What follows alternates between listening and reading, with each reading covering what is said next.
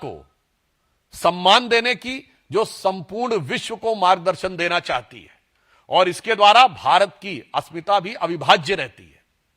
जब आप श्री सोमनाथ के आगे श्रद्धा से सर झुकाते हैं तो वही श्रद्धा का भाव आपके मन में उत्तर में अमरनाथ से लेकर दक्षिण में रामेश्वरम तक और मल्लिकार्जुन से लेकर काशी विश्वनाथ तक जुड़ जाता है।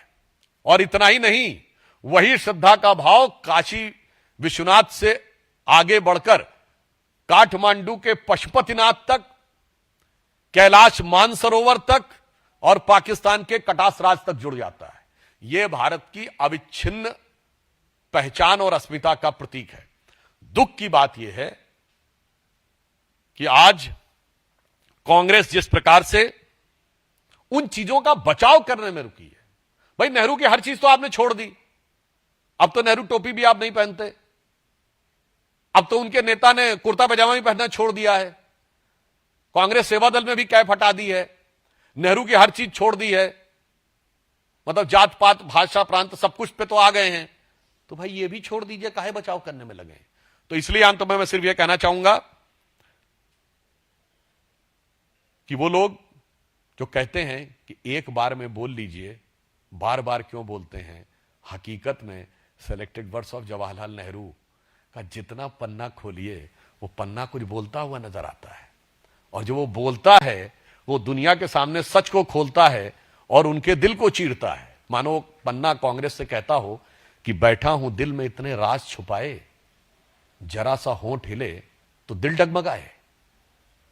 और उसके बाद जब कभी ईमानदारी से कोई कांग्रेसी उन पन्नों को पलटता होगा तो मुझे लगता है कि उसको वो पुराना गीत याद आता होगा कि कभी खुद पे, कभी हालात पे रोना आया, और जो बात निकली तो हर एक बात पे, या पन्ने पलटे तो हर एक बात पे रोना आया।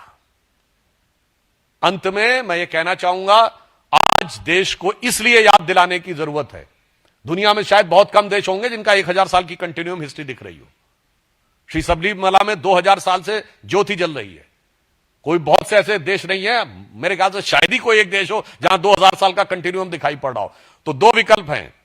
एक तरफ वो विचारधारा जो ये मानती थी भारत कभी एक देश नहीं था, यहां एक देश के रूप में रह नहीं पाएगा, वो विचारधारा आज भी जो कांग्रेस में जीवित है, अर्बन नक्सल थॉट, जिसको कैसा भारत चाहिए, उत्तर दक्षिण में लड़ता हुआ भारत, भाषाओं में लड़ता भारत, प्रांतों में लड़ता भारत, जातियों में लड़ता भारत, और हर मुद्दे पे लड़कर बिखरता भारत।